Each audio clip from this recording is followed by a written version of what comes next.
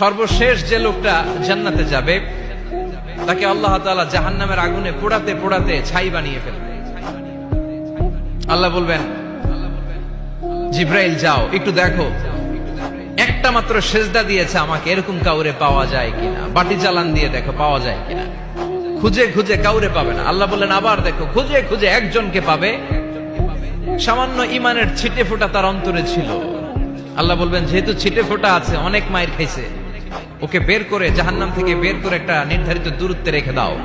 রেখে দেয়া হবে, কিন্তু জাহান্নামের আগুনের লেলিহান শিখাতে তার গা ঝলসে যাবে। সে আল্লাহর ডেকে বলবে, মাবুদ তোমার কাছে আমি কিছু চাই না, জাহান্নাম থেকে তুমি আমাকে বের করেছো, জীবন নদীর পানি তুমি আমার গায়ের মধ্যে ঢেলে দিয়েছো, আমি আবার সজীবতা ফিরে পেয়েছি। আমি তোমার কাছে জান্নাত চাই না, শুধু নিরাপদ একটা দূরত্বে আমাকে রেখে আসো, যাতে জাহান্নামের আগুন আমারে কষ্ট দিতে না পারে। আল্লাহ, আমি কিন্তু তোমার কাছে জান্নাত চাই না। কি চাই না? জান্নাত চাই না, কিন্তু জাহান্নামের আগুন আমারে কষ্ট দিচ্ছে, এতটা দূরত্বে রাখো যাতে জাহান্নামের আগুন আমার গায়ে না লাগে।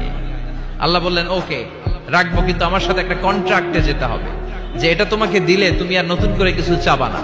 সে বলবে আমি রাজি, কন্ট্রাক্ট হয়ে যাবে।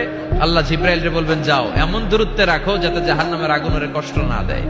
রেখে আসা হবে, অনেক দিন সে ওখানে আনন্দে থাকবে, আল্লাহ শুকরিয়া করবে। সে মনে মনে বলবে, বেঁচে গিয়েছি, আমি বেঁচে গিয়েছি, জীবনে আর কিছু চাই না, জাহান্নাম থেকে আমি বেঁচে গিয়েছি। অনেকদিন থাকার পরে মনে মনে ভাববে, বাইসা তো গেছি, কিন্তু নতুন করে একটু ট্রাই করে দেখি, জাহান্নামের সৌন্দর্যের দৃশ্য একটু চোখ দিয়ে অবলোকন করা যায় কিনা। সে আল্লাহর ডেকে বলবে, আল্লাহ এন্দি সোয়াল, আমার একটা ফরিয়াদ আছে। কি ফরিয়াদ? আল্লাহ আগেই বলে রাখি, আমি কিন্তু জান্নাতে যেতে চাই না। আল্লাহ বলবেন, কি চাও? সে বলবে, আল্লাহ তোমার জান্নাতটা তুমি কত সুন্দর করে বানিয়েছো, আমি একটা নজর শুধু দেখতে চাই। জান্নাতের দরজার সামনে নিয়ে যদি আমারে বসিয়ে রাখো, দ্যাটস ইনাফ, আর কিছু চাই না, শুধু জান্নাতের দরজার সামনে। আল্লাহ বললেন, তুই না ওয়াদা করেছিস, তুই না চুক্তি করেছিস। সে বলবে, আল্লাহ আমারে হতভাগা বানাইয়া তোমার কি লাভ?